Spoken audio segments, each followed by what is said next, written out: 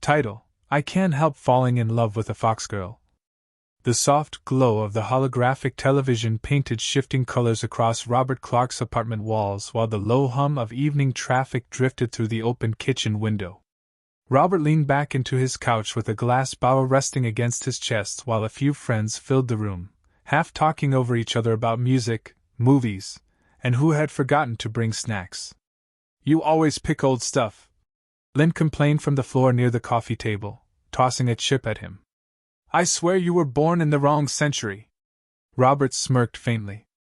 "Old Terran music had something modern stuff doesn't." "Oh, here we go," someone groaned from the couch. "It did," Robert said calmly. "People actually meant it." Lynn rolled her eyes. "Music still means things. Not the same way." That earned a collective sigh from the group. Lynn suddenly perked up. "Oh, wait. That reminds me." She reached for the holographic remote floating above the table and flicked through glowing menus. The room dimmed slightly as the display expanded outward into a floating stage projection. "If you love old Earth music so much, you need to hear this group." Robert raised an eyebrow. "A cover band?" "Not exactly." The apartment lights dimmed further. The holographic projection stabilized into a concert stage. Then the music started. Soft guitar. Warm bass. Steady drums. A crowd roar filled the room through spatial audio. And then she stepped forward. Lyra. Crimson hair. Fox ears lifted slightly as she approached the microphone. A purple stage outfit catching silver light as she moved.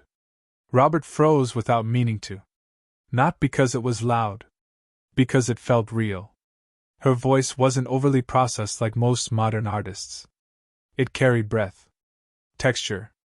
Imperfection in the best way. Emotion. The projection shifted, revealing the rest of the band. Kasia, the feline bassist with golden yellow hair, moving with relaxed precision beside the rhythm pepper, the guitarist, calm and controlled, eyes focused on timing Naomi, the Japanese human drummer, steady and grounded behind the kit. But Robert's attention kept returning to Lyra. Something about her delivery didn't feel like performance. It felt like communication.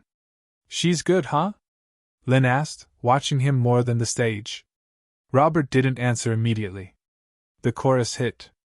Lyra closed her eyes for a moment as she sang, voice rising with something raw underneath it. Robert finally spoke quietly. "No." Everyone looked at him. He kept watching the holographic stage. "She's incredible." The apartment felt different after everyone left. Not empty exactly, just quieter in a way that made the space feel larger than it was. The holographic display still hovered faintly above the counter, looping fragments of Echoes of Terra's performance from earlier. The glow washed across Robert Clark's kitchen as he stood there, still thinking about it more than he expected to be. He hadn't meant to fixate on it. But he was. After a long moment, he opened the music catalog. Without overthinking it, he purchased everything he could find under their name. Albums. Live recordings. Archived performances. The total made him exhale through his nose. "Worth it," he muttered anyway. A second later, the apartment speakers activated. Lyra's voice filled the space again. Robert leaned back against the counter, arms folded, listening more carefully now that there was no crowd, no distractions, no visuals competing for attention. Just sound. And the more he listened, the more details surfaced. The subtle control in Lyra's voice when she held back emotion instead of pushing it. Pepper's guitar work, precise, clean, almost restrained, like she was saying more by not overplaying. Kasia's bass lines, warm and steady underneath everything, holding the structure together without drawing attention to herself. Naomi's drumming, consistent, grounded, never flashy, but always exactly where it needed to be. It didn't sound manufactured. That was what kept bothering him. Most modern music was polished until it felt weightless. This had weight. Hours passed without him really noticing. At some point, he stopped standing and sat down on the couch instead. The apartment lights had shifted into night mode before he even realized it. Eventually, curiosity pulled him further. He opened interview archives. They didn't act like most performers. There was no carefully constructed persona in the interviews. No exaggerated branding. Kasia laughed easily, sometimes interrupting herself mid-answer just to tease the others. Pepper answered questions calmly, thoughtfully, like she was choosing each word instead of performing them. Naomi kept things brief, but not cold, more like she didn't waste language where it wasn't needed. And Lyra. Robert found himself replaying her interviews more than once. Not because she stood out visually. Because she didn't sound like she was performing her answers. In one clip, a host asked why Echoes of Terra focused entirely on ancient Earth music instead of adapting to modern trends. Lyra paused for a moment, then smiled softly. Because those songs were honest, she said. People back then weren't trying to sound perfect. They were trying to be understood. Robert didn't move while she spoke. Lyra continued, voice quieter now. And I think people still want that. Even if they don't realize it. Kasia leaned into frame mid-interview and made a joke that broke the seriousness, earning a laugh from Lyra that felt completely unplanned. That laugh stayed with Robert longer than he expected. He didn't know why. He just didn't skip it. By the time he finally shut everything down, the clock showed close to 2 a.m. He sat in silence for a moment. Then stood up and went to bed. But he didn't sleep immediately. Robert opened his apartment door and immediately regretted it. Lynn was standing there, smiling. That was never a good sign. No, Robert said immediately. You don't even know what I'm going to say. I do. You don't. He stepped aside anyway, because she was already walking in. You're going to ask me to go see them live, he said. Lynn pointed at him like he'd helped her win something. See? You already understand me. Efficiency. Robert closed the door. I have work. The concert's tonight. I don't like crowds. You tolerate engineering rooms full of screaming metal boxes just fine. That's different. How? Machines don't judge me. Lynn laughed and dropped onto the couch like she owned it. You've been listening to them for 3 days straight. I've been working. You bought every album. That was research. Lynn stared at him. You are hopeless. Robert rubbed his face. Then paused. You're really going alone? Lynn's expression softened slightly. Not really, she admitted. That changed the tone. Robert sighed. Fine. Lynn immediately pointed at him again. I win. You're insufferable. And yet you agreed. The arena was larger than Robert expected. Not just big, designed for scale. Floating holographic banners displayed Echoes of Terra in shifting light across massive interior corridors. Thousands of people moved through layered walkways, the air filled with pre-show soundscapes and distant bass vibrations that seemed to come from everywhere at once. Robert adjusted his jacket slightly. This is a mistake, he muttered. Lynn grabbed his sleeve before he could turn. It's an experience. That's not reassuring. It wasn't meant to be. They moved deeper into the venue. The crowd thickened. The noise built. And then, the lights cut. Everything changed instantly. Silence fell for half a heartbeat. Then the stadium erupted. The stage lit up in deep silver and blue. Lyra stepped forward first. Crimson hair. Fox ears upright. Purple stage outfit catching the light as she moved toward the microphone like she belonged there more than anywhere else. The crowd roared again. Pepper followed, guitar already in position. Kasia came next, feline ears visible even from a distance, golden yellow hair catching stage light as she moved with relaxed confidence. Naomi settled behind the drum kit, Japanese human woman, calm and focused, hands already ready. Then the music began. And the entire arena shifted with it. Live performance was different from recordings.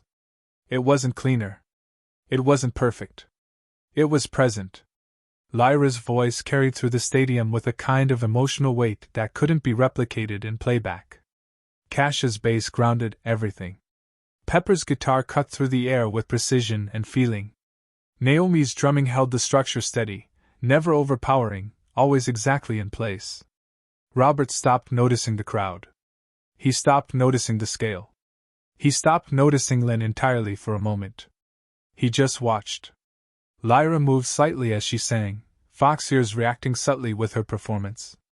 Not exaggerated. Just natural. Like the music wasn't something she performed, but something she expressed. Beside him, Lynn leaned in slightly. Yeah, she said quietly. That's what I meant. Robert didn't answer. He couldn't. Because for the next 2 hours, he wasn't thinking about the crowd at all. Only the stage. Only the music. Only Echoes of Terra. And somewhere in that silence between songs, something had already started shifting, even if Robert didn't have a name for it yet. The concert settled into rhythm after the first few songs. Not predictable. Comfortable. The kind of rhythm that pulled people into it without them realizing how much time had passed. Lights rolled across the massive arena in waves of silver, blue, and gold while Echoes of Terra moved effortlessly from one restored Terran classic into the next. Only You. Earth Angel. Blueberry Hill. Every song felt older than the world outside the arena. And somehow more alive because of it. Robert stood beside Lynn near the middle seating section, surrounded by thousands of people, yet strangely disconnected from all of them. His attention stayed on the stage. Mostly on Lyra. Not because she was beautiful, though she absolutely was, but because she sang like the music mattered to her personally. That difference changed everything. At some point during Can't Help Falling in Love, Robert noticed something strange. Lyra looked at him. Not generally toward the crowd. At him. Just briefly. Her fox ears twitched slightly as she sang the next line before her attention returned to the audience as a whole. Robert frowned faintly. That's impossible, he muttered. Lynn glanced sideways. What is? Nothing. She smirked immediately. Oh no. You've reached the denial stage. Robert ignored her. But a few songs later, it happened again. During My Girl, Lyra moved across the stage while Cash's bass carried the rhythm warmly beneath the melody. For half a second, Lyra's eyes found him again. Then moved on. Robert stared at the stage in confusion. There were thousands of people here. Why did it feel like she kept noticing him specifically? The final song of the set ended beneath roaring applause. Lights softened across the arena while Echoes of Terra waved briefly before leaving the stage for intermission. A few moments later, another group stepped onto the secondary platform stage near the center of the arena floor. A local live band. Cosmic Nova. The crowd welcomed them warmly as they started into a louder, faster modern set meant to keep energy high during the break. Backstage, the members of Echoes of Terra split naturally. Kasha immediately disappeared toward the dressing rooms with Naomi. 20 minutes, Naomi reminded calmly as they walked. Kasha flicked her feline tail lazily. I know, Mom. You are older than me, Naomi replied flatly. Meanwhile, Pepper and Lyra headed toward the backstage concession area for water. I swear this arena is hotter than the last one, Pepper muttered. Lyra laughed softly. That's because Kasha keeps requesting extra stage fog. She likes drama. She is drama. Back in the audience seating, Lynn stretched slightly before handing Robert a payment band. Go get drinks. Robert blinked. You're volunteering me? Yes. That doesn't sound voluntary. You're the least likely person here to spill them. That's not confidence-inspiring. Lynn grinned. 3 waters. Something sugary for me. Robert sighed dramatically. You're lucky I'm nice. I'm aware. The arena concourses were even more confusing during intermission. Crowds shifted constantly between food stations, rest areas, merch counters, and viewing balconies while Cosmic Nova's music echoed through the structure. Robert followed overhead signs toward concessions. Then took a wrong corridor. Then another. The crowd noise started fading behind him. The brighter public lighting gave way to quieter service hallways with gray walls and staff access markings. Robert slowed. This does not look correct. He turned to head back. Then paused. Voices echoed faintly from ahead. One of them was familiar. Robert stepped carefully around the corner. And froze. Pepper and Lyra stood near a small backstage concession counter beside a drink cooler. Pepper leaned against the counter while opening a water bottle. Lyra laughed softly at something she said. For a brief second, they looked completely normal. Not celebrities.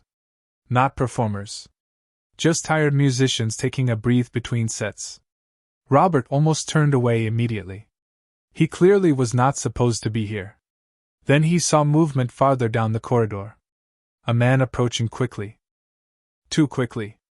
Hood partially lowered. One hand hidden near his side.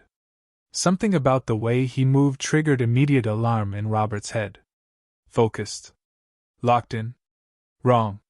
The man's eyes were fixed entirely on Lyra. Nothing else existed to him.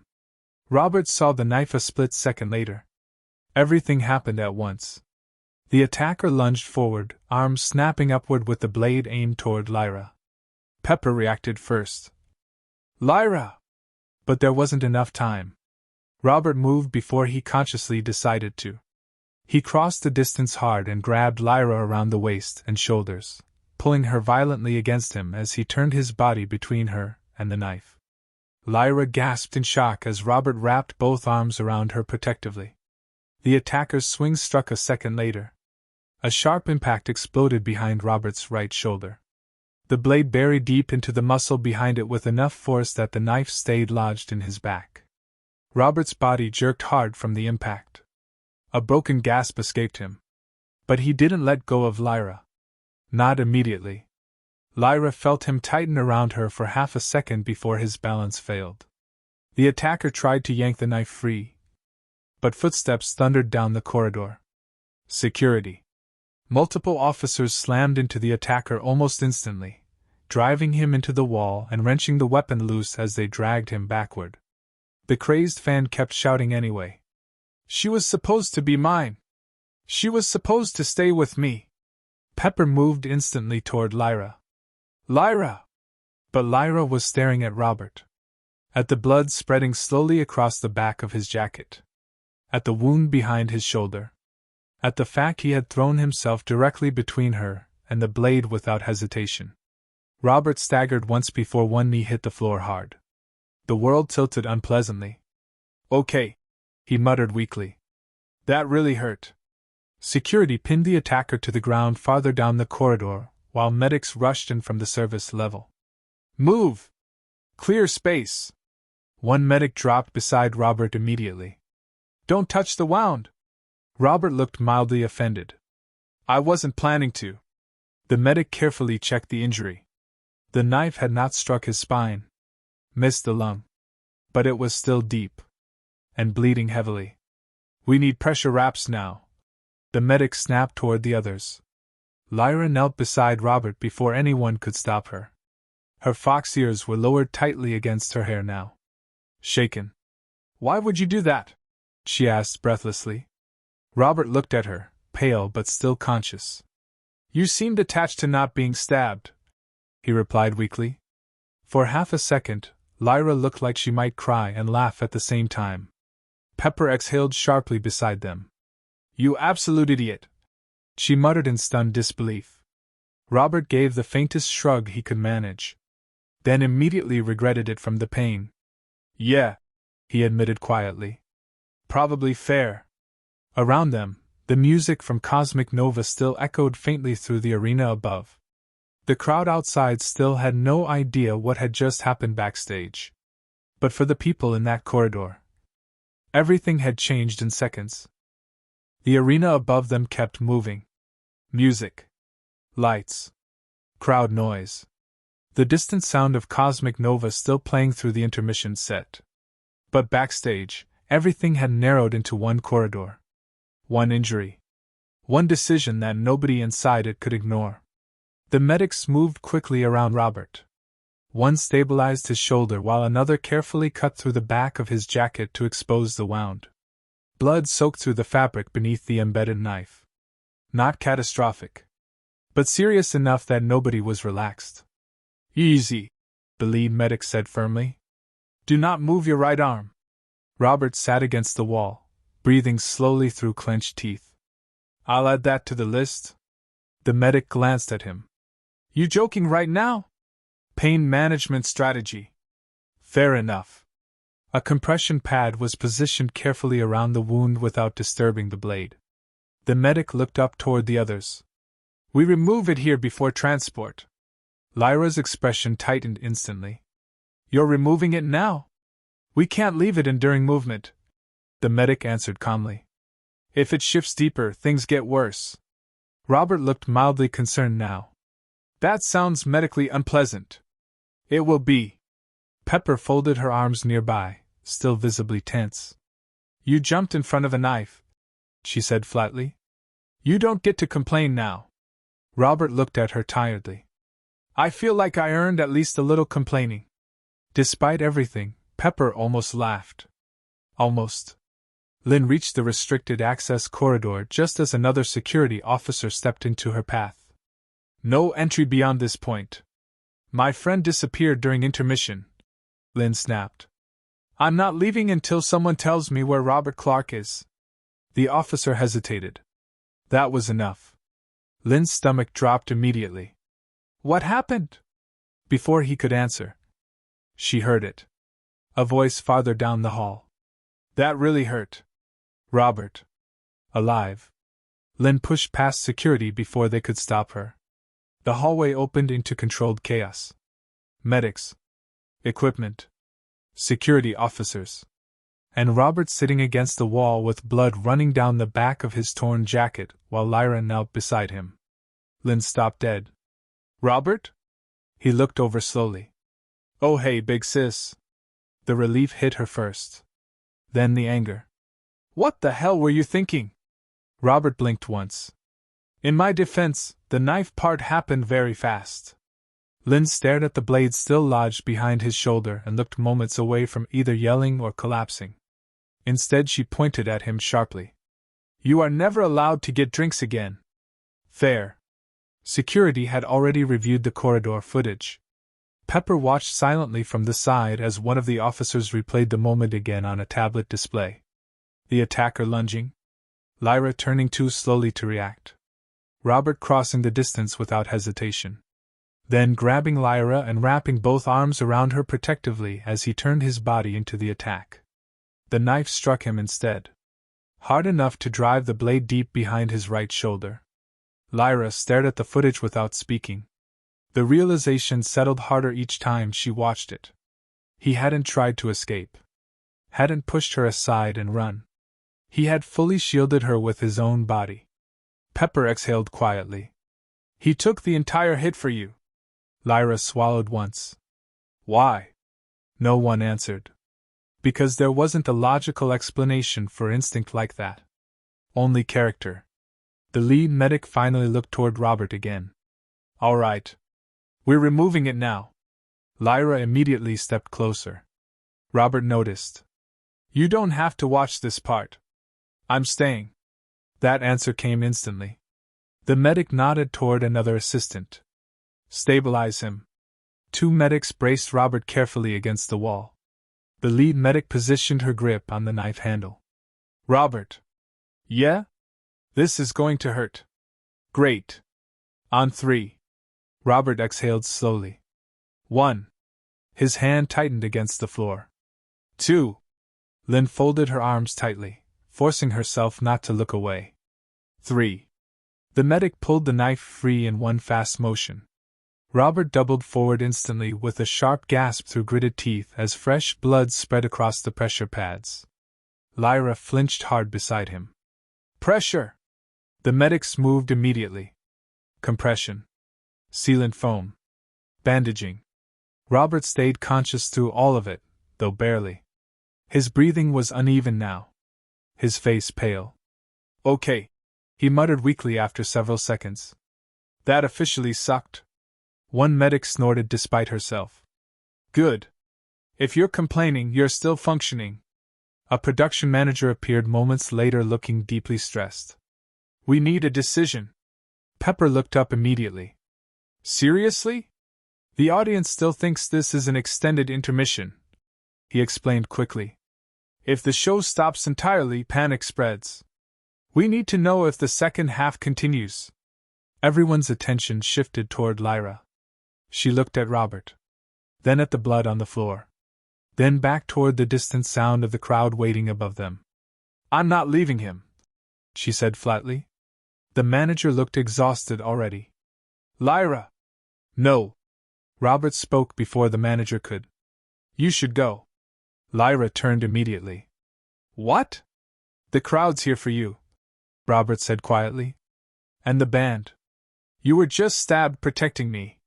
Yeah, Robert admitted. Which would make it really disappointing if the concert died anyway. Lyra stared at him like she couldn't decide whether he was brave or insane. Probably both. Robert managed a weak smile. I bought all your albums, he said. Echoes of Terra is too good to end the night early. Pepper actually laughed once under her breath. Lynn rubbed a hand over her face. You are unbelievably stupid under pressure. Apparently, Robert agreed. Lyra looked down for a moment. Then back at him. Her fox ears slowly lifted again, not fully, but enough.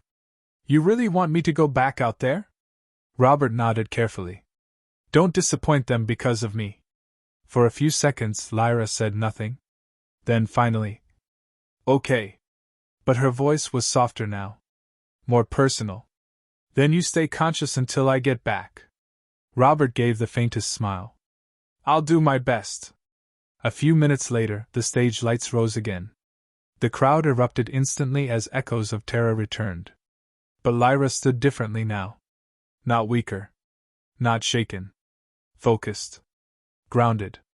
Because somewhere backstage, someone had bled for her without hesitation.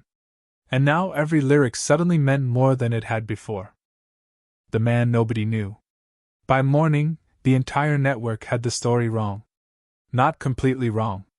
Just incomplete in the way modern media often was when speed mattered more than truth. The first headlines appeared less than an hour after the concert ended. Attack attempt at Echoes of Terra concert. Lead singer targeted during live event. Unknown man injured protecting performer. Most footage came from audience recordings. Blurry clips. Partial audio. Panic without context. The venue released only a minimal statement confirming that an individual had attempted to attack Lyra backstage during intermission and had been apprehended immediately by security. No names. No details. No footage. That only made things worse. Speculation exploded instantly. Some people claimed the attacker had breached the stage itself. Others insisted there were multiple attackers. Conspiracy channels started dissecting crowd footage frame by frame within hours. Meanwhile, one image spread faster than everything else combined. A still frame pulled from leaked corridor footage. Robert shielding Lyra with his body an instant before the knife struck him. The image went everywhere. The internet named him before anyone knew who he was. The mystery protector. The leaked security footage was unstable and partially corrupted from movement and emergency response interference. But the important part was unmistakable. Lyra turning. The attacker lunging. Robert crossing the corridor at full speed. Then wrapping both arms around Lyra and pulling her against him protectively just before the blade struck behind his right shoulder. Even slowed down frame by frame, there was no hesitation. Online reactions split instantly between shock and obsession. That guy literally took a knife for her. He moved before security even reacted. That wasn't bravery. That was instinct. Who is he? Millions of people wanted an answer. Nobody had one yet. Venue security spent the next 12 hours reconstructing everything. This time, the system failures from the concert looked different under scrutiny. Not random glitches. Manipulation. Targeted. The attacker had entered through general admission normally. But later movement analysis showed he had bypassed multiple restricted access checkpoints during intermission. Not through force. Through skill. A search of his belongings revealed locked tools hidden inside his sock lining and jacket seams. Professional grade. One investigator frowned while reviewing the evidence table. This guy knew what he was doing. Background checks answered the rest quickly. The attacker worked independently as a licensed locksmith. No violent criminal history. No organizational ties. Just years of documented obsessive online behavior centered around Lyra and Echoes of Terra. Archived posts. Message boards. Private fan communities. Thousands of comments slowly escalating over time from admiration into fixation. Then possession. One recovered message chilled everyone reviewing it. If the world takes her away from me, then we'll belong to each other forever somewhere else. The investigator closed the file quietly after reading it. Jesus! The hotel suite provided by the venue was silent except for the low hum of the city outside. Lyra sat near the window still wearing an oversized sweatshirt instead of stage clothes now. Her phone screen continued lighting up endlessly with messages, news alerts, and concern from fans. She ignored all of it. Instead, she replayed the corridor footage again. Robert moving toward her. The impact. The knife. The way he still kept himself between her and the attacker afterward despite being wounded. Pepper leaned against the doorway nearby. You've watched that 12 times. Lyra didn't look away from the screen. I know. You should sleep. I can't. That answer came immediately. Pepper was quiet for a moment. Then, he saved your life. Lyra's fingers tightened slightly around the device. I know. And somehow that reality still didn't feel completely real. Because Robert had barely known her. Yet he had acted without hesitation. For nearly a day, Robert remained unidentified publicly. Hospital privacy protections held longer than expected. Lynn helped enforce it aggressively. No interviews. No photos. No statements. The hospital staff eventually learned it was easier to obey Lynn than argue with her.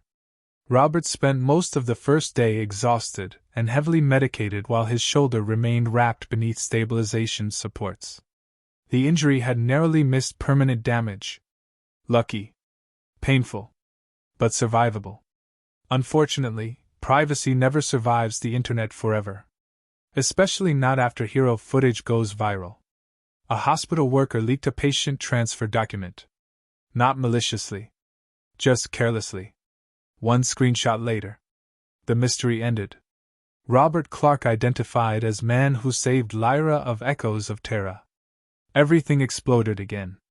By evening, Robert's face was everywhere. Old employee photos. Social media accounts. Public records. People dissected his entire existence overnight. Some called him a hero. Some called him reckless. Others romanticized the footage to uncomfortable extremes. Memes appeared within hours. Fan art followed shortly after. Robert hated all of it immediately. You've got to be kidding me, he muttered from his hospital bed while staring at the news feed. Lynn sat nearby in a chair with crossed arms. You're famous now. I would like to unsubscribe. Not how the internet works. Robert closed his eyes briefly.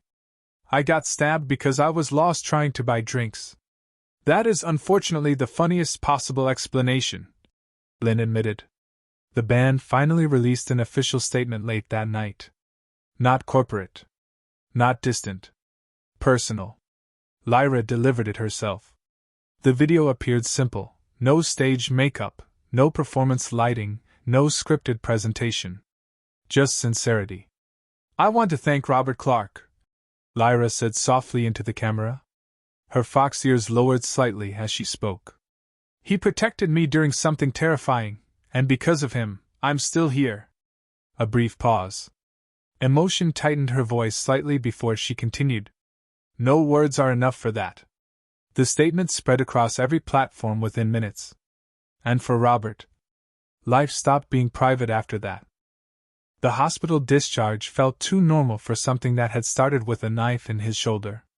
Robert Clark signed papers, listened to instructions he already knew, and left with a medical wrap still tight under his jacket. The world outside didn't feel quieter. It felt louder. Phones. People. Recognition. He didn't even make it to the hospital exit before the first reporter tried to intercept him. Lynn stepped in immediately. No. That was all she said? The reporter tried again. No interviews, Lynn repeated, sharper this time. Robert just kept walking. That became the pattern. He stopped answering calls after the third unknown number. The first 3 had been polite. The rest were not. By the 4th day, he didn't even check voicemail anymore. Lynn watched him delete another notification and raised an eyebrow. You're handling fame well. I'm ignoring it, Robert replied. That counts as handling it. The first message from Lyra came late at night. No media filter. No management layer. Just a simple contact request sent through a secured production channel. Robert stared at it for a long time before opening it.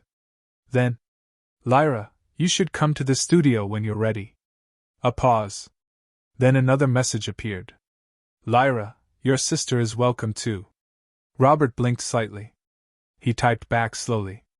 Robert, she isn't my sister. We're just close. Platonic. The response came almost immediately. Lyra, cool. Either way, come when you're healed. That was it. No pressure. No expectation. Just space. Robert lowered the phone slightly. That was surprisingly normal, he muttered. Lynn, from across the room, didn't look up. She's a professional artist, she said. Not internet chaos. Fair. At Echoes of Terra's studio, the conversation about Robert didn't die down. It evolved. Kasia leaned against the table, tail moving slowly as she spoke. He reacted before anyone else did, she said. Pepper nodded once. He also understood access routes he shouldn't have known about in that moment. Naomi adjusted a drumstick between her fingers calmly. He stabilizes environments, she said simply. That made everyone pause. Kasia looked toward Pepper. You're thinking what I'm thinking. Pepper didn't hesitate. Yes. Naomi already knew. You want to bring him in? Pepper nodded. Security lead, she said. Not temporary. Real role. Kasia tilted her head. He's not trained for that officially. He's an engineer, Pepper replied. Management's background check confirmed technical systems knowledge. Infrastructure understanding. He notices failures before they happen. Naomi gave a small nod. That is useful. Kasia flicked her tail once. And he saved Lyra. That settled it faster than anything else. Pepper leaned back slightly. Then it's agreed. No vote. No debate. Just alignment. The studio doors opened quietly. Robert Clark stepped inside first. Lynn followed just behind him. The atmosphere shifted immediately. Kasia was the first to approach, ears angled forward with curiosity. Pepper looked, almost excited, though she tried to hide it. Naomi gave a respectful nod from the drum kit. And Lyra? Lyra simply watched him arrive like she was confirming something real had finally caught up to expectation. Robert gave a small nod. Long month. Kasia smiled slightly. You still walk like you expect something to jump at you. That's because something usually does, Robert replied. Pepper chuckled softly. Good instincts don't fade that fast. Lynn stepped forward slightly. All right, she said. No injuries, no emergencies today. Kasia looked at her. You're his sister? Lynn blinked. Robert immediately spoke. No. Lyra tilted her head slightly. Not sister? Robert shook his head. Platonic. We just have a long working relationship, Lynn added dryly. I'm his emotional liability manager. Pepper laughed. That actually broke the tension. Lyra nodded once. Good to know. Then she looked back at Robert. Either way, she said softly, you're here. Later, Lyra pulled Robert slightly away from the others. Not isolated. Just quieter. Studio corner light. Instrument cases nearby. Ambient sound of the band testing equipment in the background. Lyra studied him for a moment. You didn't have to come back, she said. Robert leaned slightly against the wall, careful of his shoulder. I said I would when I was healed. You could have decided not to. He thought about it. Then shrugged lightly. Didn't feel like the right ending. Lyra nodded slowly. That makes sense. A pause. Then she added, I still think about that night. Robert didn't respond immediately. Then, so do I. That was honest. No exaggeration. Just fact. Lyra looked down briefly. Then back up. You changed things, she said quietly. Robert gave a faint, tired half-smile. I keep hearing that. You should, she replied. Another pause. This one longer. Less about conversation. More about presence. Then Lyra spoke again, softer. Most people see performers as distant. Robert nodded slightly. Yeah. You didn't. He didn't answer that right away. Because there wasn't a simple response for it. So instead he said, I was in the wrong hallway at the right time. Lyra studied him. That's not how I see it. Robert glanced at her. What do you mean? Lyra's voice stayed calm. I think you chose to move. That sat between them for a moment. Not heavy. Just true. The band kept working in the background. Sound checks. Soft practice lines. Kasha laughing at something Pepper said. Naomi correcting rhythm timing calmly. Life continuing. But in the corner of the studio, the space between Lyra and Robert had changed again. Not dramatic. Not defined. Just closer than before. Lyra finally stepped back slightly. When you're fully cleared, she said, we'll start integrating you into sessions properly. Robert nodded. Security role? Security role, she confirmed. A pause. Then she added, almost casually, and don't disappear again. Robert looked at her for a moment. Then gave a small nod. Not planning to. Lyra's expression softened slightly. Good. And for the first time since the night everything changed. The connection between them didn't feel like an aftermath. It felt like something still being built. Another month passed. And somehow, Robert's life quietly rearranged itself around a band he had only discovered a few months earlier. At first, he didn't notice it happening. Then one day he realized weekends had started meaning something different. Because every weekend, his phone would ring. Sometimes it was Pepper. Sometimes it was Lyra. More often than not, it was Lyra. The calls. The first few conversations stayed practical. How's the shoulder? Still attached. Good. But gradually the calls became longer. Less about recovery. More about life. Music. Tour preparation. Stories from previous concerts. Kasha accidentally breaking stage fog equipment. Naomi threatening to mute everyone during travel meetings. Pepper complaining about venue wiring standards across the outer colonies. Robert found himself smiling during those conversations more often than he expected. By the end of the month, he realized something quietly alarming. Lyra had called him around 10 times. Pepper around 5. And somehow neither of those numbers felt strange anymore. It felt normal. Which was probably the strangest part. 2 additional weeks later, Robert sat in a medical office while the doctor reviewed his final scans. The older man leaned back slightly. Well, he said, you heal annoyingly well.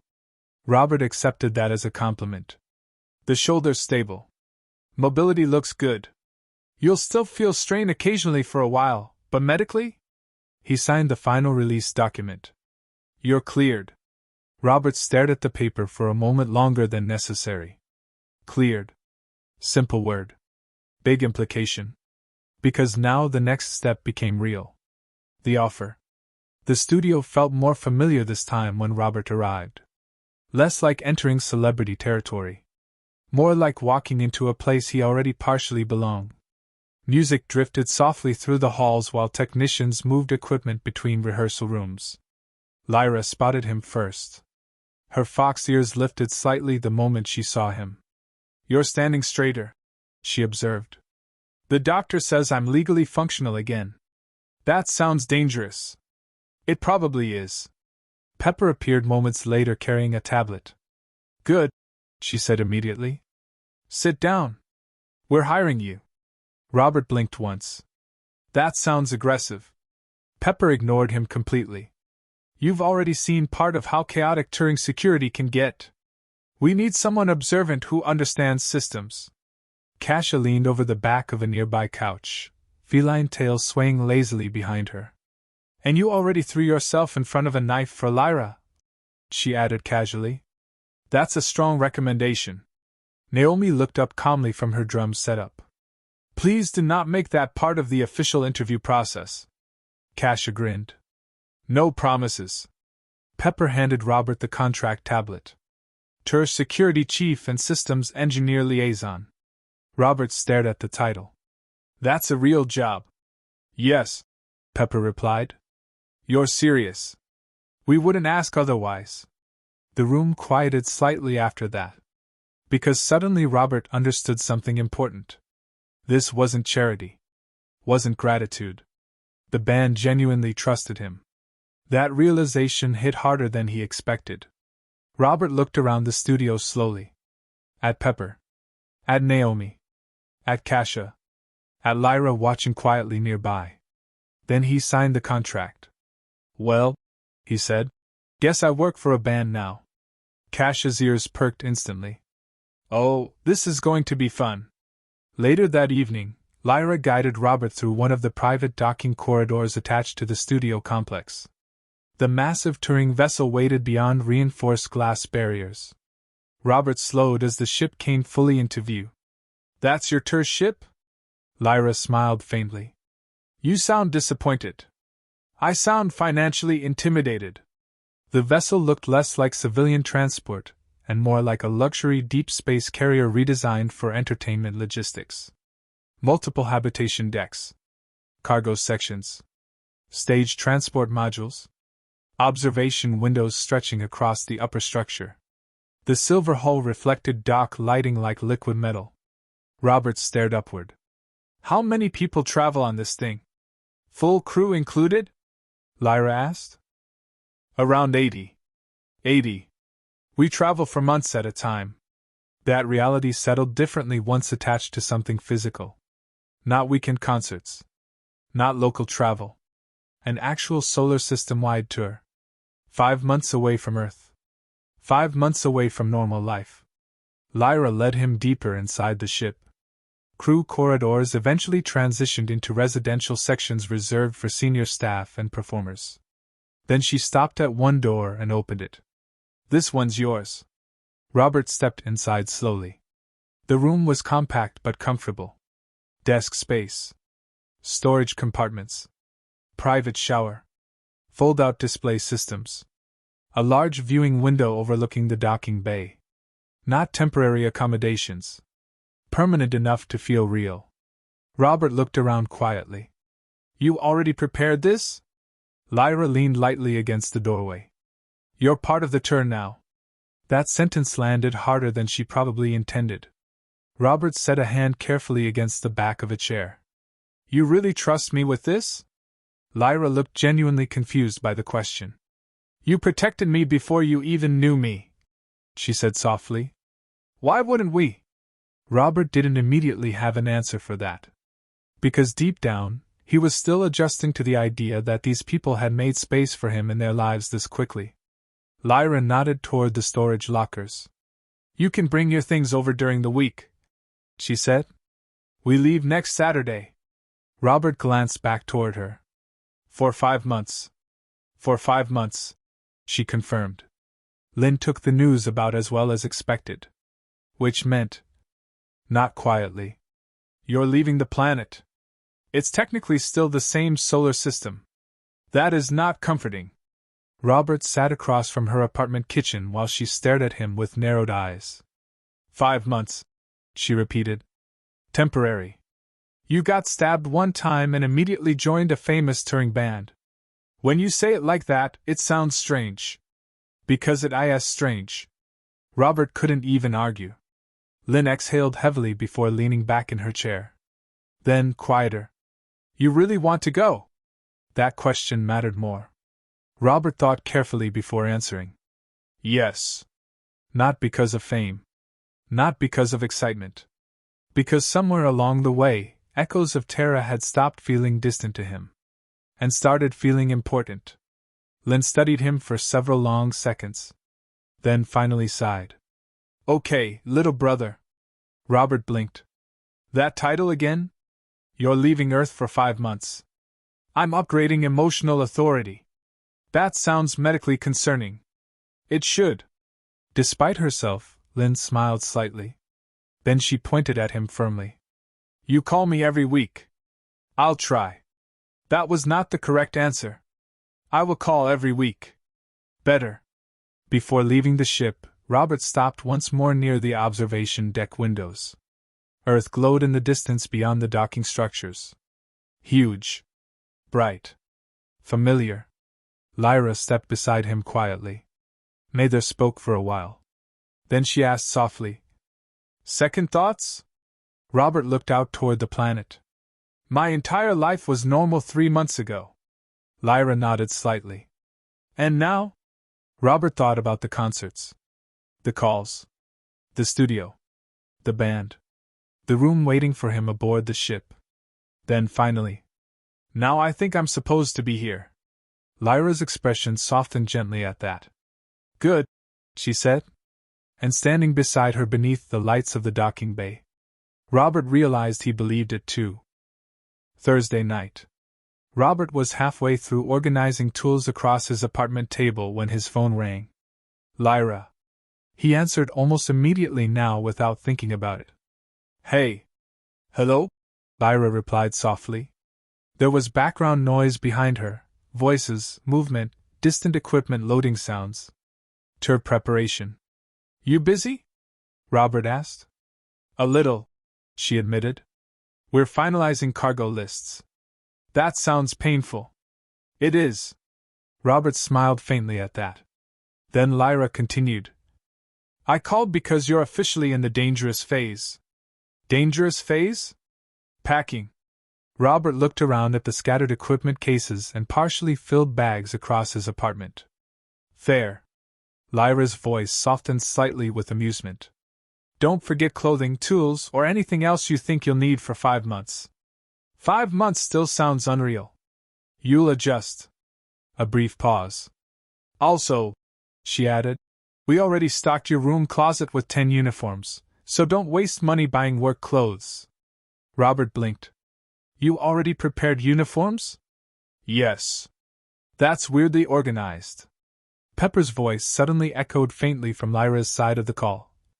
Tell him I argued for 12 uniforms. Lyra sighed softly. Pepper says she wanted 12. Robert laughed quietly. Tell Pepper I appreciate the enthusiasm. I heard that. Pepper called from farther away. Robert shook his head slightly, smiling now despite himself. Then he hesitated. Can I ask something slightly stupid? Lyra sounded immediately interested. Those are usually the best questions. Robert leaned back in his chair. Is it okay if I bring a replica record player? A pause. I like listening to old music before I sleep. Another short silence. Then Lyra laughed softly through the call. Not mocking. Warm. As long as you play Echoes of Terra too. Robert smiled faintly. Deal. Friday. Friday evening turned into organized chaos. Robert underestimated how strange it felt to pack for 5 months away from Earth. Every object suddenly became a decision. Tools. Clothes. Personal items. Books. Storage drives. Spare engineering kits. At one point he stood staring at a shelf for nearly a full minute trying to decide whether he actually needed 3 different diagnostic scanners. The apartment door opened without warning. Lynn walked in carrying food containers. You're overthinking again. Robert looked over. I am evaluating logistics. You've been holding the same cable organizer for 5 minutes. I'm deciding emotionally. That's worse. She set the food down before immediately scanning the apartment. Half-packed cases. Open drawers. Equipment spread across furniture. Lynn crossed her arms. Oh good, she said dryly. You've entered controlled disaster mode. I had a system. You absolutely do not. She immediately started helping anyway. Not asking. Just adapting to the mess naturally. 2 hours later, the apartment looked dramatically better. Lynn sat cross-legged near one of the storage cases while checking items off a projected list. Chargers? Packed. Toolkits? Packed. Medication? Robert blinked. Good catch. Lynn pointed at him immediately. This is why I came over. Robert laughed quietly under his breath. She looked around again before noticing the carefully wrapped wooden case near the couch. That the record player? Yeah. You're bringing an ancient music machine onto a space-tour ship. It's a replica. That somehow makes it more nerdy. Robert accepted that without argument. Lynn's expression softened slightly as she looked around the apartment afterward. Most of Robert's life was packed into travel containers now. The realization clearly hit her. 5 months, she said quietly. Robert nodded once. Yeah. You better not come back famous. No promises. I'm serious. I know. A brief silence settled between them. Then Lynn stood and walked over before pulling him into a quick hug. Not dramatic. Just firm. Protective. You call me every week, little brother. Robert smiled faintly. I will. And if famous space musicians get you killed, I'm haunting all of them. That feels excessive. It's proportional. Saturday morning. The city hadn't fully woken up yet when Robert arrived at the studio complex. The sky outside still carried early morning blue-gray light, while the streets remained mostly quiet. He stepped out of the transport vehicle with 2 equipment cases, a duffel bag, and a carefully protected record player case. Robert checked the time. Early. Very early. He honestly expected to be first. Instead, Lyra was already there. She stood near the studio entrance holding a travel cup in both hands while morning light reflected softly off her crimson hair. Her fox ears lifted slightly the moment she spotted him. You're early, Robert said as he approached. Lyra smiled faintly. So are you. Fair point. Robert set one of the cases down. You've seriously been awake this whole time? We leave orbit today, she replied. Nobody really slept. That tracked. For a moment they simply stood there together in the quiet morning stillness. No crowds. No music. No cameras. Just the beginning of something neither of them fully understood yet. Lyra's gaze drifted toward the wooden case beside his bags. You actually brought it. The record player? You sounded uncertain on the phone. Robert shrugged lightly. I wasn't sure if it was ridiculous. Lyra looked at him calmly. Robert. Yeah? You joined a touring band traveling across the solar system because you got lost buying drinks. He stared at her for a second. That's difficult to argue with. It is. Robert laughed softly. And for the first time since this entire impossible chain of events began, leaving Earth didn't feel frightening anymore. Because Lyra was standing there waiting for him. The boarding process was far quieter than Robert expected. No screaming crowds. No dramatic announcements. Just organized movement through secured docking corridors while crew members loaded equipment and finalized departure checks. The deeper Robert moved into the tour ship, the more it stopped feeling like transportation and started feeling like a small moving city. Crew quarters. Storage decks. Practice rooms. Technical control centers. Even a compact recreation area. The ship hummed softly beneath his feet with the steady vibration of active engines preparing for orbital release. Lyra walked beside him while carrying her own smaller travel bag over one shoulder. Her crimson foxtail swayed lazily behind her as they moved through the halls. Not nervous. Comfortable. Like this place was already home to her. Which, Robert supposed, it probably was. Word spread quickly that Robert had officially boarded. By the time Lyra guided him toward the central commons area, people were already looking up from tables and conversations. Not hostile. Curious. One technician blinked twice. Wait, that's actually him. Another crew member immediately whispered. The knife guy? Robert sighed quietly. That title is going to follow me forever, isn't it? Lyra's ears flicked once with amusement. Probably. Helpful. Very helpful.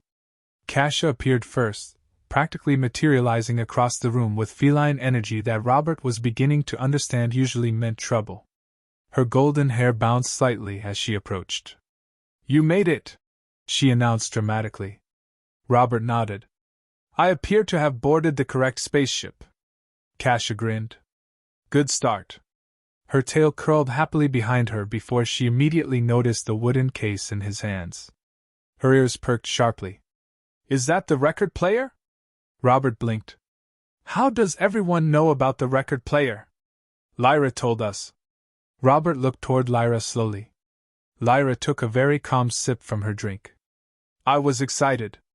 Pepper walked in moments later carrying a data pad. You brought old Terran analog audio equipment onto a deep space touring vessel, she said. I support this decision completely. Naomi followed behind her more quietly. The Japanese drummer gave Robert a small respectful nod. Welcome aboard, she said calmly. Then her eyes moved toward the record player case. I also support this decision. Robert looked betrayed. You're all enabling this. Kasia's tail flicked mischievously. Correct. Later, Robert finally unpacked properly. The room felt smaller once his belongings filled it. More personal. More real. He carefully placed the replica record player near the viewing window before organizing tools into storage compartments nearby. At some point, he stopped moving and simply looked around the room quietly. 5 months. That thought still hit strangely. He wasn't visiting anymore. He lived here now. A soft knock interrupted the thought. Lyra stood outside the partially open door. You settling in okay? Robert nodded once. Mostly. Lyra stepped inside slowly, looking around the room with visible approval. Her ears angled forward slightly as she noticed the record player already set up. You unpack fast. I'm an engineer. Organization prevents suffering. That sounds like something Pepper would say. That's slightly concerning. Lyra laughed softly. Not loud. Just genuine. Robert was starting to realize he liked that sound more than he should. A little later, Robert finally activated the record player. Soft static crackled briefly before warm old Terran music filled the room. Not loud. Just enough. Lyra immediately stilled beside the window. Her fox ears twitched lightly toward the sound. That's original formatting, she said quietly. Robert looked mildly surprised. You can tell? Yes. She stepped closer to the player slowly, tail moving in small thoughtful motions behind her. A lot of modern restorations clean the sound too aggressively, she explained. But old recordings were imperfect. That imperfection mattered. Robert leaned back against the desk slightly. That's exactly why I like them. Lyra looked at him then. Really looked at him. And something in her expression softened. Not dramatic. Just recognition. Like she had discovered a language both of them already understood. Dinner on the ship became chaos almost immediately. Kasia insisted everyone eat together the first night. Pepper pretended to object while still showing up early. Naomi quietly took the same seat she apparently always used. Robert learned several things during that meal. Kasia stole food constantly. Pepper noticed everything. Naomi weaponized silence professionally. And Lyra relaxed far more offstage than he expected. At one point Kasia leaned across the table dramatically. So, Robert. Robert immediately narrowed his eyes. That introduction worries me. Kasia ignored him. If pirates attack the ship, how useful are you? Pepper sighed deeply. Why is that your first emergency scenario? Kasia flicked her tail once. Because space is cooler with pirates. Naomi calmly sipped her tea. She says this every tour. Robert considered carefully. Depends. Kasia's ears perked instantly. Pepper looked resigned already. Robert continued.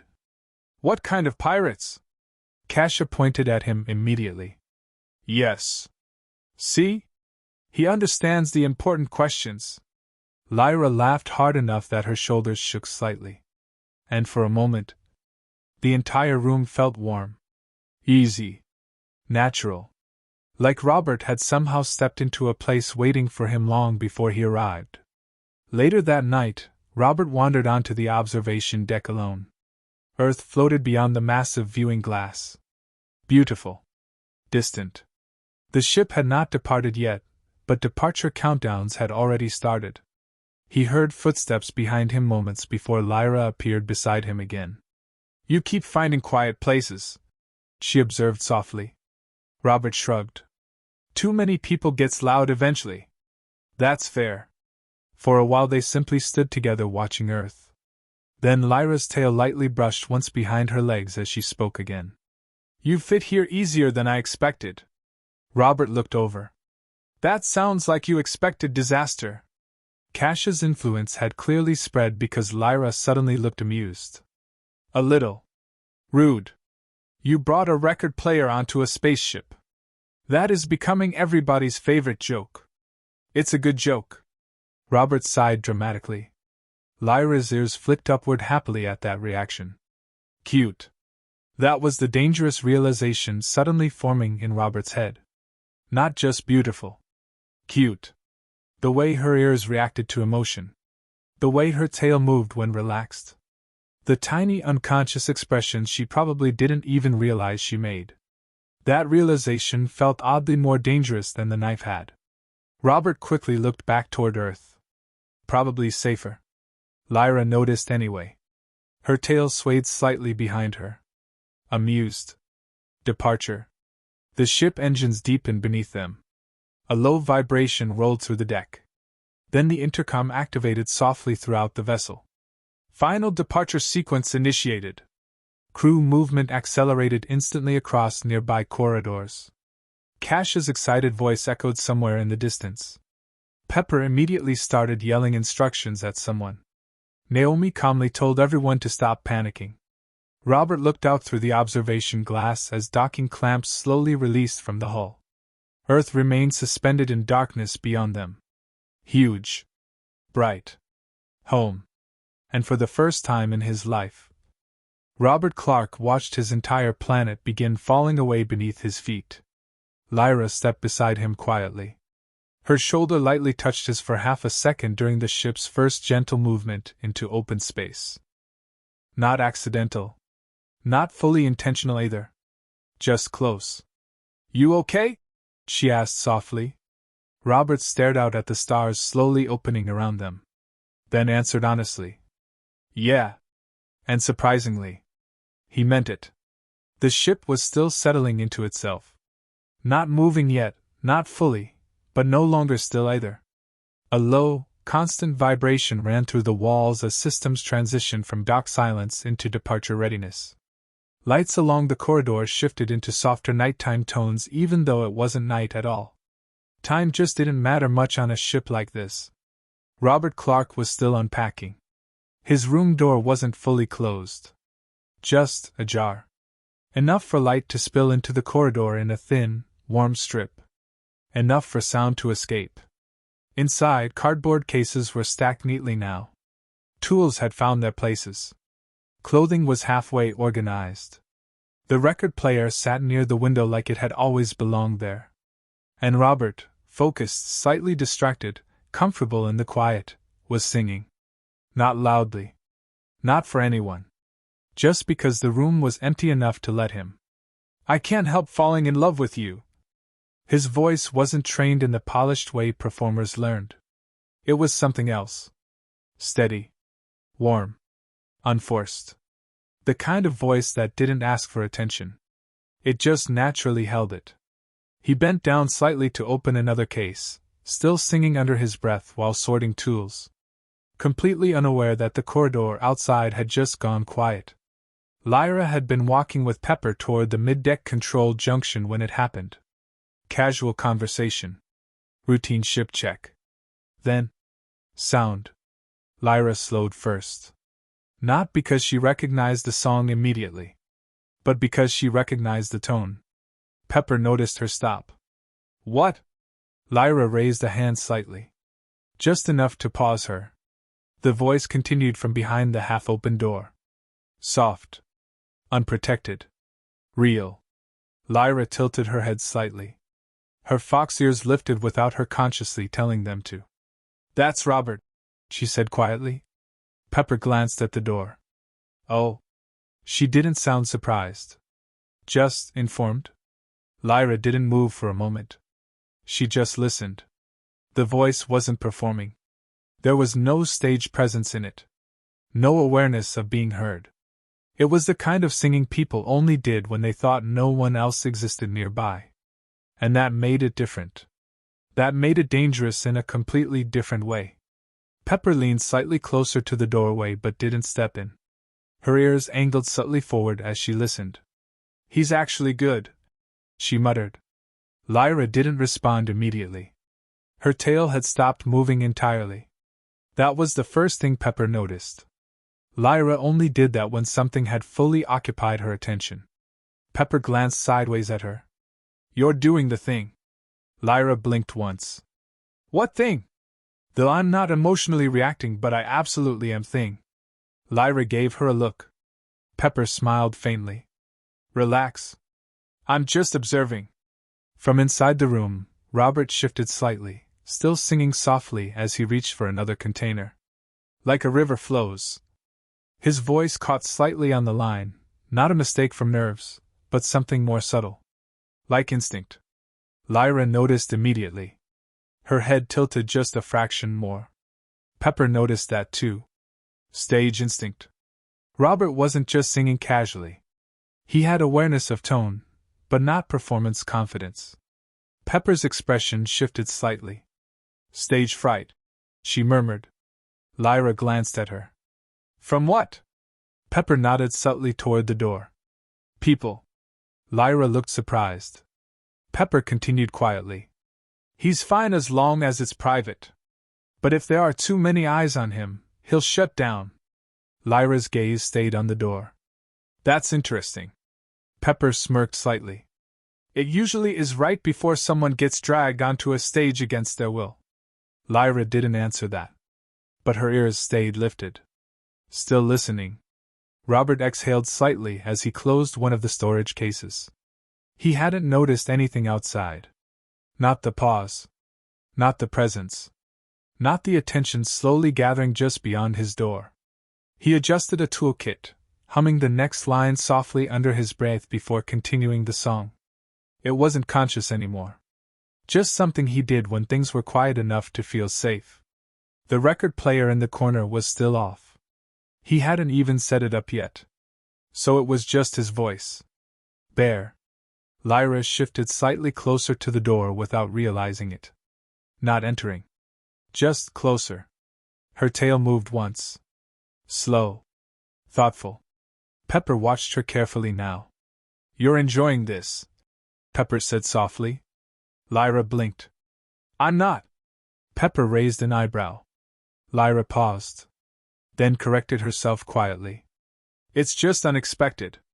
That's a nicer version of enjoying it, Pepper replied. Lyra didn't argue this time.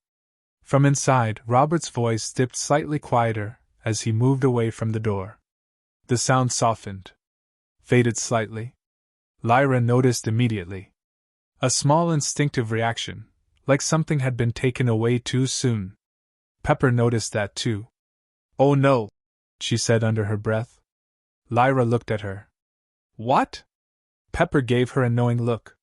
You're going to start scheduling your day around when he accidentally sings again. That's not. Lyra stopped. Because she didn't actually have a counterargument that made sense. So instead, she just said, We should go. But she didn't move immediately. Neither did Pepper. For one more second, they both stood there. Listening. Then Lyra finally turned away first. Slowly. Reluctantly. Her ears lowered slightly as she walked. Not sad. Just thoughtful. Pepper followed beside her with a faint, amused expression. You're in trouble, she said quietly. Lyra didn't answer. But her tail flicked once behind her. And that, for Lyra, said enough. After lunch, private band conversation. Robert leaves first after lunch to continue work rounds. The second he's out of hearing range, Kasia leans forward immediately. Okay, she says. So, we're discussing the human. Pepper barely looks up from her tablet. You discuss him constantly already. Correct. But now we have new information. Naomi sips tea calmly. That he repairs lighting systems? Kasia points dramatically. No. More important. She lowers her voice theatrically. He can sing.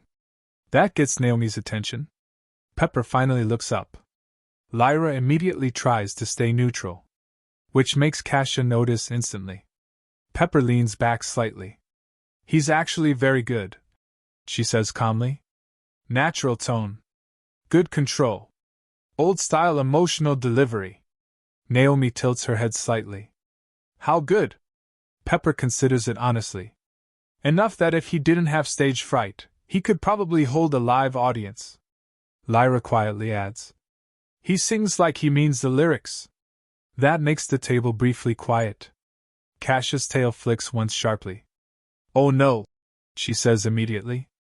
Lyra blinks. What? That was a performer answer. I was being accurate. You were being emotionally accurate. Kasia counters smugly. Lyra exhales through her nose. Pepper rescues her slightly. He does have a problem, though. Kasia points again. Stage fright? Pepper nods. He freezes if too many people are paying attention. Naomi gives a small thoughtful hum. That is unfortunate. Kasia immediately grins. No, it isn't. 3 sets of eyes turn toward her. Kasia leans forward conspiratorially. Because now we fix it. Lyra already looks suspicious. Kasia. Karaoke night. Pepper blinks once. That is either brilliant or catastrophic. Both, Kasia replies proudly. Naomi slowly sets her tea down. Continue. Kasia's grin grows wider. Tonight. My room. Small group only. She starts counting on her fingers dramatically. We sing first. Robert goes last. Pepper nods slowly. Gradual exposure. Familiar audience. Naomi. That could actually work. Lyra. You all planned this unusually fast. Kasia points at her now. Because you like hearing him sing. Lyra's ears immediately flick slightly outward. I did not say that. You didn't have to. Pepper quietly hides a smile behind her cup. Kasia continues mercilessly. And when Robert sings only you, we'll see how Lyra reacts when he accidentally looks directly at her during the emotional parts. Lyra nearly chokes on her drink. Kasia bursts into laughter instantly. I'm joking! I'm joking! A pause. Then, still laughing. But that would be incredibly sweet. Pepper sighs. You are a menace. Kasia grins proudly. Correct. Naomi gives one slow nod. Also correct.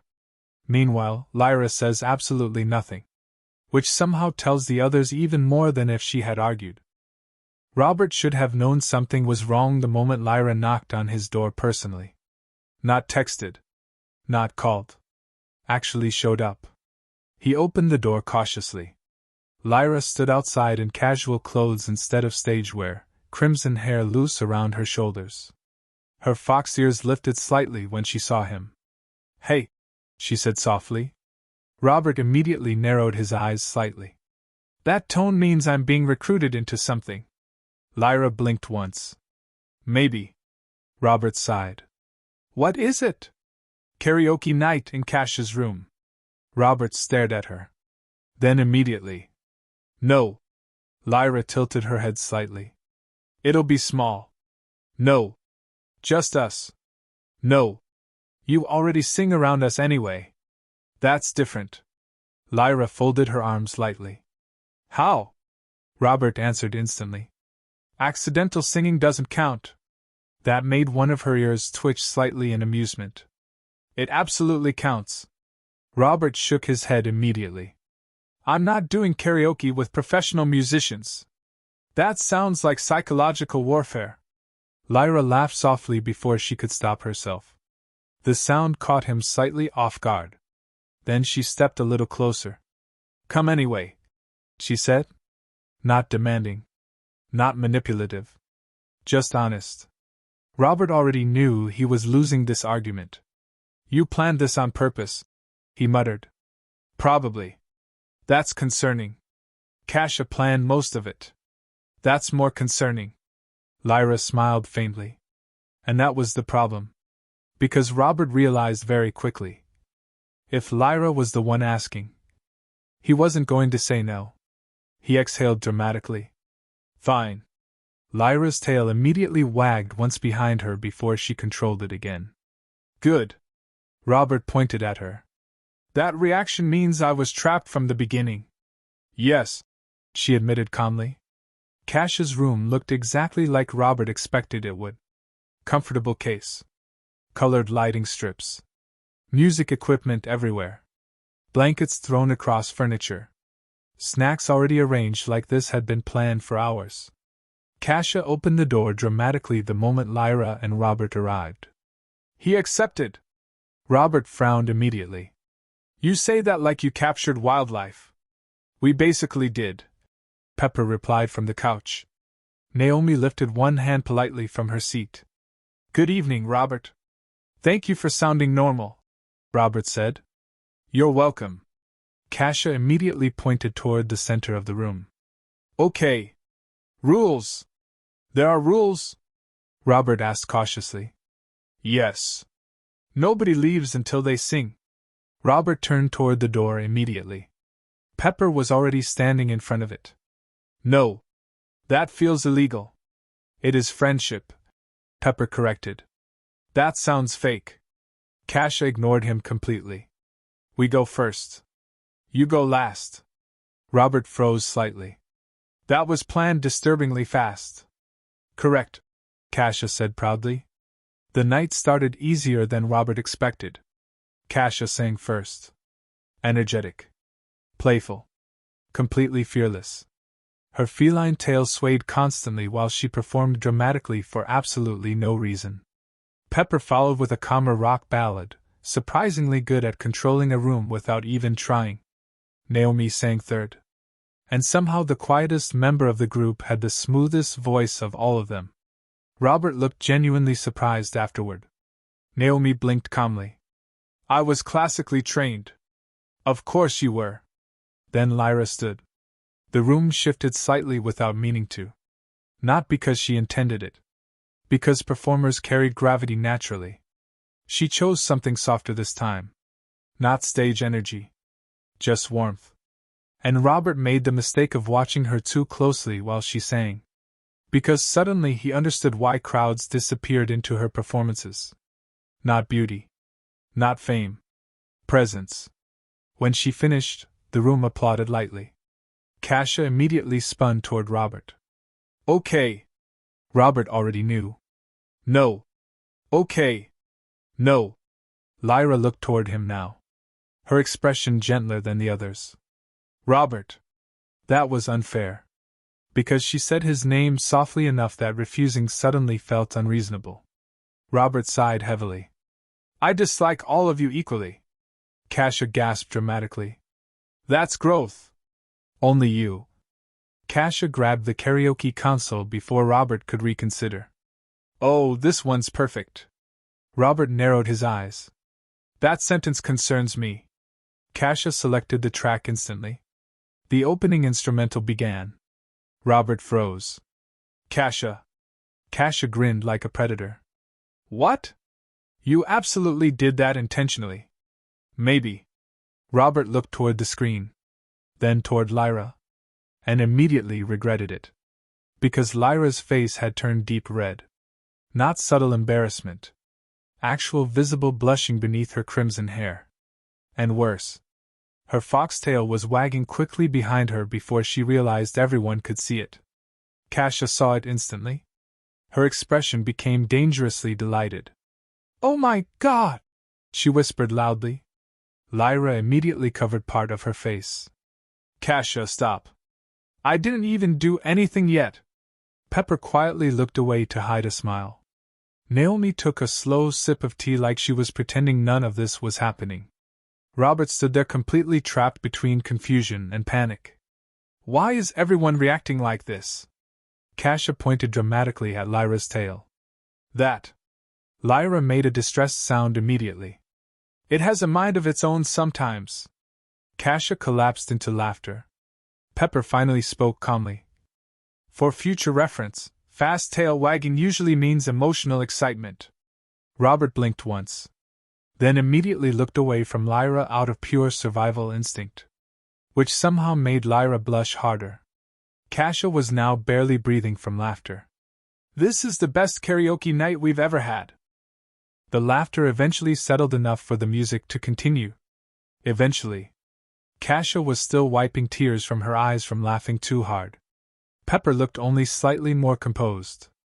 Naomi remained calm on the surface, though the subtle twitch at the corner of her mouth suggested she was enjoying this far more than she admitted. Meanwhile, Robert still stood near the karaoke console looking like he regretted every decision that led him here. Kasia finally pointed at him again. You still have to sing. Robert sighed heavily. I'm aware. You agreed to the rules. I was emotionally manipulated. Lyra quietly covered her face again. That is probably true. Kasia gasped dramatically. She admits it. Pepper leaned back against the couch. Please sing before Kasia ascends into another plane of existence. That feels possible tonight, Naomi agreed calmly. Robert looked toward the screen again. The opening instrumental for Only You continued softly through the room. And slowly, his posture changed. The nervousness didn't disappear, but the music gave him something structured to hold on to. Something familiar. He exhaled once, then started singing. The first line hit the room softly. Not loud. Not theatrical. Just honest. Only you. Kasia stopped laughing almost immediately. Pepper's expression shifted subtly. Naomi slowly lowered her teacup. And Lyra. Lyra forgot to breathe for a second. Because Robert didn't sing like someone trying to impress people. He sang like someone who genuinely loved the music itself. Warm. Natural. A little rough around the edges in the best possible way. The kind of voice that felt personal instead of perfected. Robert kept going, eyes mostly on the screen at first, trying not to think about the fact that 4 professional musicians were listening to him. But somewhere in the second verse, he relaxed. And that was dangerous. Because once Robert stopped overthinking, emotions slipped through naturally. Only you can make this world seem right. Lyra's ears slowly lifted higher. Her tail had already resumed wagging again despite every visible attempt to stop it. Kasia noticed instantly, which nearly restarted her laughter. But then something else happened. Without thinking, without even realizing he was doing it, Robert reached slightly toward Lyra beside him, and instinctively took her hand. The room froze. Robert didn't notice immediately, because he was still singing, still caught in the song itself. But Lyra noticed. Immediately. Her entire body went still for half a second. Then her eyes widened slightly. Not fear. Shock. The soft, emotional kind. Her hand tightened around his automatically. And suddenly her eyes looked slightly wetter than before. Not crying. Just overwhelmed by feelings she wasn't fully hiding anymore. Her tail completely betrayed her now. Fast. Constant. Absolutely impossible to control. Kasia saw it. And completely lost composure. She folded sideways onto the couch laughing so hard she nearly fell off entirely. Oh my God! Pepper grabbed her sleeve before gravity won. Careful. I can't. Kasia wheezed. Her tail is going to achieve orbital velocity. Kasia. Lyra whispered in horror. That only made Kasia laugh harder. Naomi quietly covered her mouth with one hand now, clearly trying not to smile too visibly. Pepper, meanwhile, looked between Robert and Lyra with the expression of someone watching something inevitable happen in real time. Then Robert finally realized. He was holding Lyra's hand. His voice nearly caught for half a second. He looked toward her instinctively. Which was another mistake. Because Lyra was already looking directly at him. Eyes soft. Face completely red. Tail still wagging uncontrollably behind her. And Robert suddenly forgot the next lyric for a full second. Kasia pointed dramatically from the couch. He broke himself.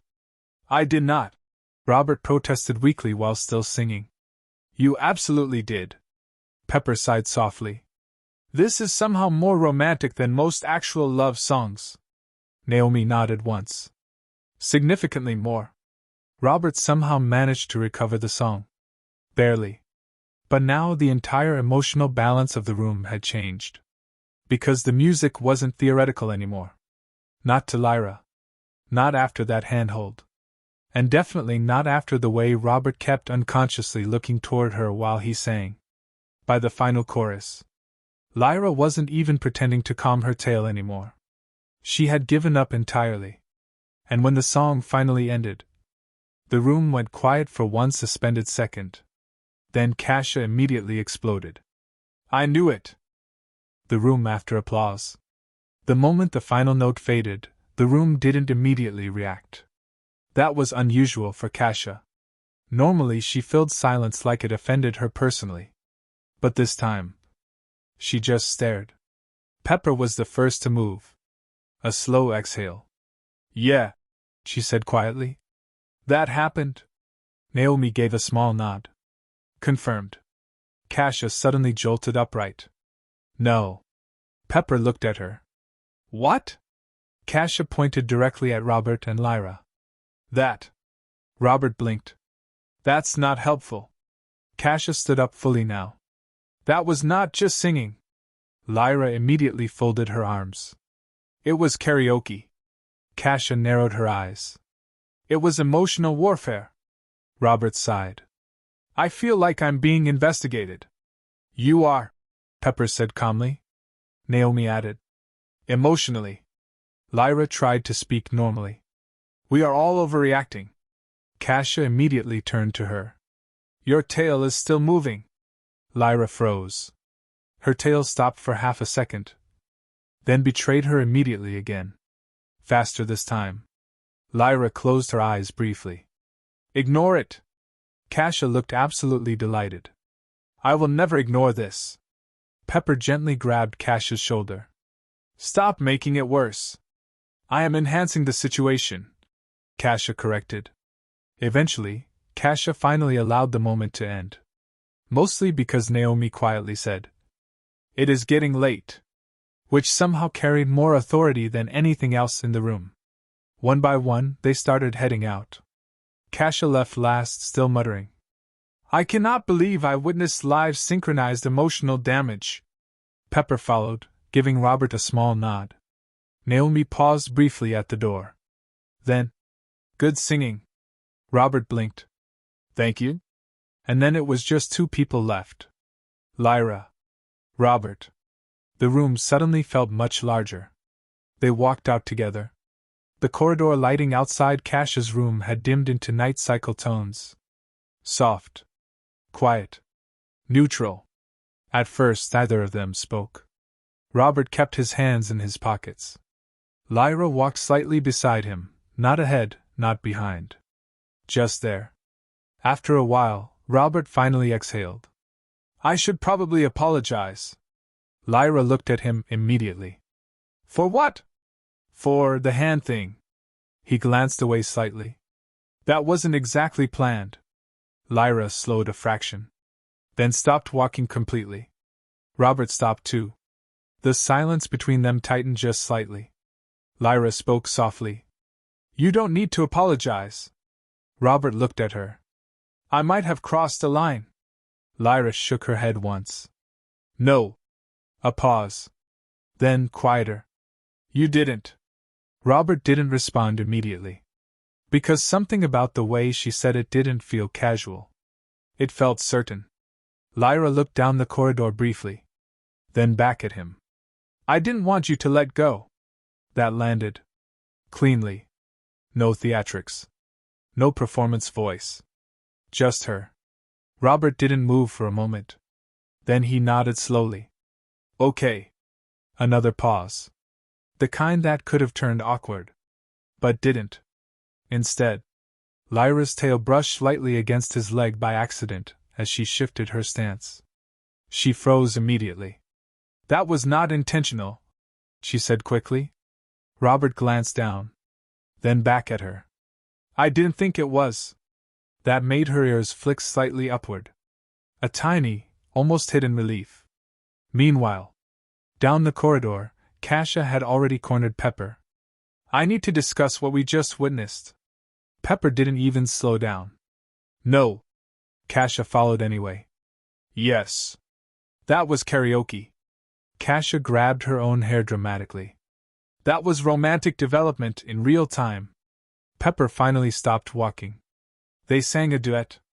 Kasia pointed aggressively. And he held her hand. Pepper paused. Yes. Kasia leaned in. And she didn't stop him. Pepper looked away slightly. Also yes. Kasia grinned like she had just won something. I rest my case. Pepper sighed. We are not calling it a case. Kasia already walked ahead again. We absolutely are. Back in the corridor near Kasia's room. Robert and Lyra still stood there. Not moving yet. Not rushing the silence away. Lyra finally spoke again, softer. You sang really well. Robert blinked. So did you. A pause. Then Lyra added. And you didn't sound nervous. Robert gave a small, almost amused exhale. I was. You didn't show it. I had something to focus on. Lyra glanced at him. What? Robert hesitated for half a second. Then answered honestly. The song. And neither of them said what both of them quietly understood. That wasn't entirely true anymore. Not after the hand. Not after the look. And definitely not after the way either of them had let go of the moment just yet. The ship had a different personality in the morning. Less performance. Less noise. More structure. Soft lighting panels shifted through a calm day cycle simulation across the corridors, and the hum of the engines below gave everything a steady, living rhythm. It felt normal. Which somehow made everything from last night feel louder in Robert's head. Robert arrived at the dining area earlier than usual. Not because he was eager.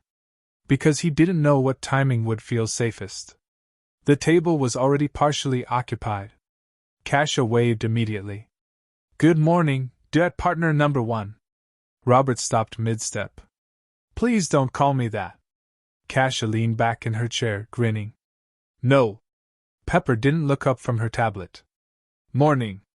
Naomi gave a polite nod. Good morning. Lyra was already there. Of course she was. She looked up when Robert entered, then immediately looked back down at her food like it had suddenly become extremely interesting. Her ears flicked once. Then settled. Her tail, however, betrayed nothing yet, still, controlled. Too controlled. Robert sat down carefully across from them. A silence formed instantly. Not awkward exactly, but aware. Kasia noticed it first, obviously. Oh wow, she said. This is worse than I expected. Pepper sighed. Please don't start. I haven't even started. Kasia replied brightly. Naomi observed quietly. The atmospheric tension has increased by approximately 17%. Robert blinked. Is that a real measurement?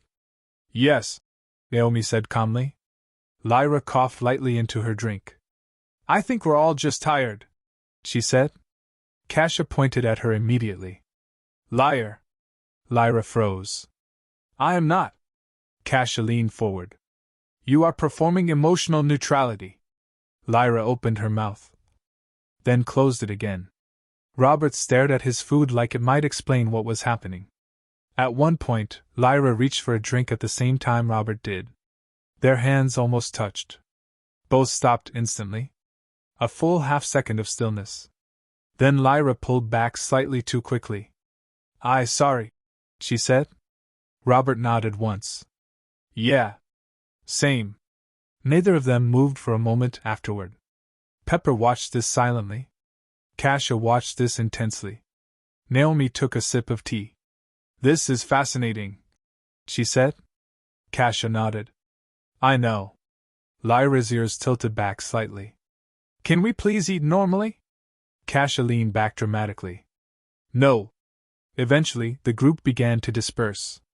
Kasia left first, still muttering about emotional latency between participants. Naomi followed shortly after. Pepper paused briefly near Robert. You're needed in engineering later? She asked. Robert nodded. Yeah. Pepper glanced at Lyra for half a second. Then back at Robert. Try not to overthink things. I don't overthink things. Pepper raised one eyebrow. That is statistically incorrect. Then she left. Now it was just Robert and Lyra. A moment stretched. Not uncomfortable. Just unassigned. Lyra stood slowly. I have rehearsal in an hour, she said. Robert nodded. Okay. Another pause. Then Lyra added. Last night was fun. Robert looked up slightly. Yeah. It was. A beat. Lyra shifted her weight. Her tail flicked once behind her, quick, subtle, like it forgot to stay still. She noticed immediately. Then stopped it. Too late. Robert noticed anyway. Neither commented. That silence said more than anything else had so far.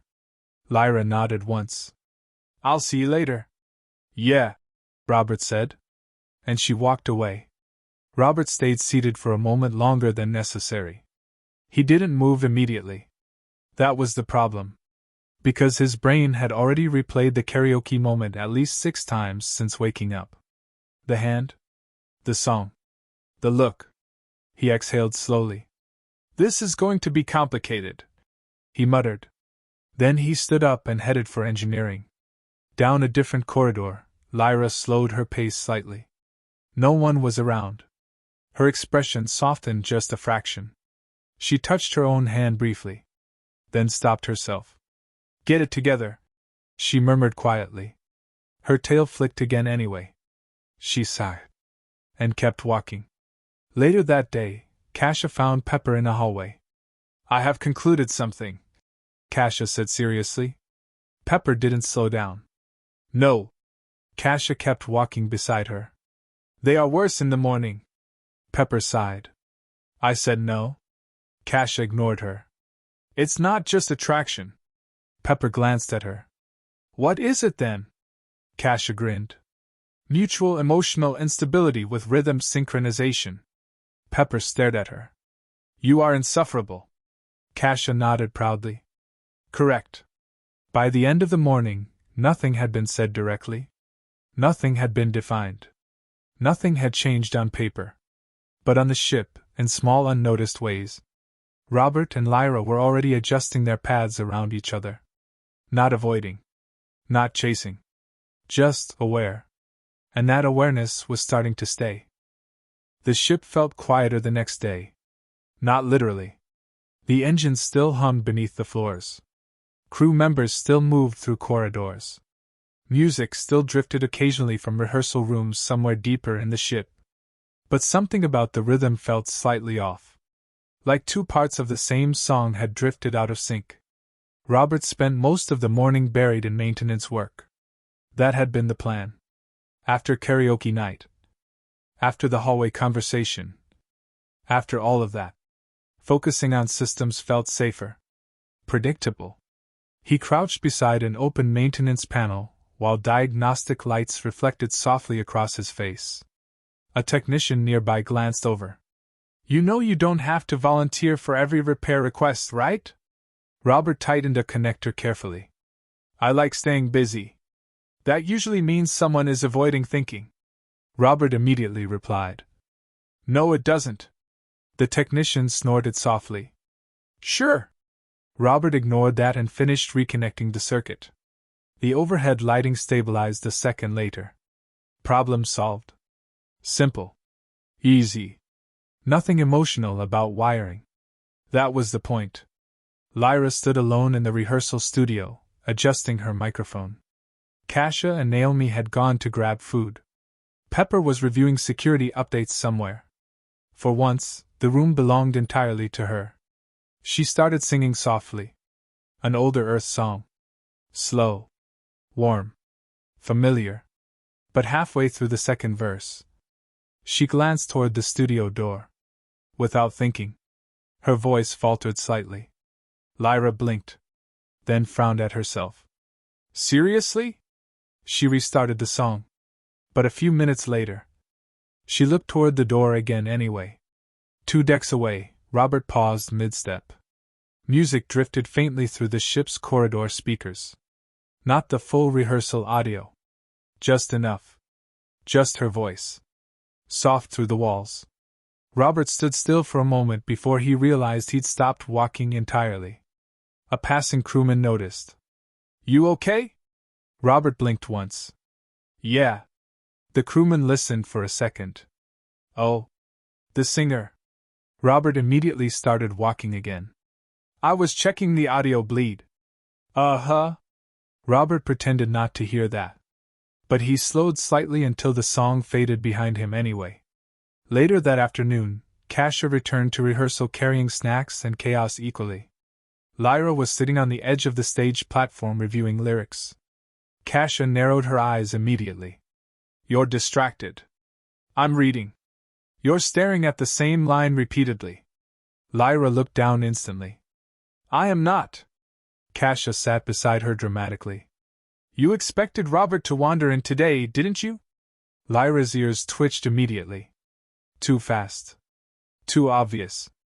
Kasia gasped loudly. Oh my God, you did! I did not. You looked at the door 6 times while I was standing there. That is not true.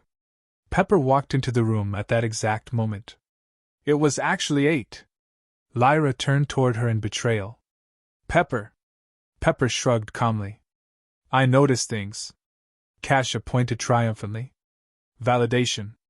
Lyra covered part of her face with one hand. You're both terrible. Naomi entered quietly behind Pepper carrying tea. You also sing slightly softer when Robert Clark is absent. The room went silent. Lyra stared at Naomi. What? Naomi blinked calmly. I noticed yesterday. Kasia immediately folded sideways, laughing. Pepper looked away to hide a smile. Lyra looked like she wanted the floor to open beneath her. That is not real. Naomi sipped tea. It is. Kasia pointed dramatically again. You have emotional audio settings. Lyra made a distressed sound. By evening, Robert had successfully avoided the rehearsal deck entirely. Not intentionally. Mostly. Probably. He sat in a quiet observation corridor reviewing security route overlays on a tablet, while stars drifted slowly outside the massive viewing windows. The ship lighting had shifted into softer nighttime tones again. Calmer. The kind of lighting that made people think too much. Robert leaned back slightly in his chair. And before he could stop himself, he wondered what Lyra was doing right now. He frowned immediately afterward. This is getting out of hand. Talking to yourself? Robert nearly jumped. Lyra stood a few feet away holding a cup of tea. Her ears lifted slightly in amusement. How long were you standing there? Long enough. Robert sighed softly. Great. Lyra smiled faintly and walked closer. Mind if I sit? Robert gestured beside him. Go ahead. She sat quietly beside him.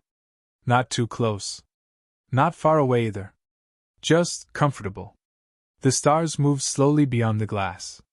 For a while neither spoke. And somehow it didn't feel awkward. Eventually Lyra looked out toward the stars. You were busy today. Robert nodded once.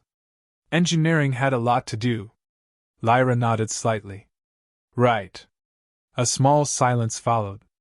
Then Robert glanced toward her. I heard you singing earlier. Lyra blinked softly. You did? Through the corridor speakers. A faint blush touched her face almost immediately. Oh. Robert looked back toward the stars. You sound different when you rehearse alone. Lyra tilted her head slightly. Different good or different bad? Robert thought about it honestly. More personal. That made her tail flick softly beside the seat. Small. Warm. Uncontrolled. She noticed. But didn't stop it this time.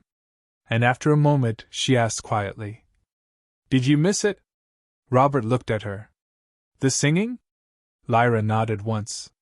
A pause. Then Robert answered honestly. Yeah. Her ears lifted slightly. Not dramatically. Just enough. Then Lyra smiled softly into her teacup. I missed hearing you sing too. And suddenly the quiet ship didn't feel quite so empty anymore. Outside the observation window, stars drifted endlessly through the dark. Inside the ship, two people sat beside each other in comfortable silence, slowly realizing something neither of them fully understood yet. The absence had felt wrong because the presence had started to matter.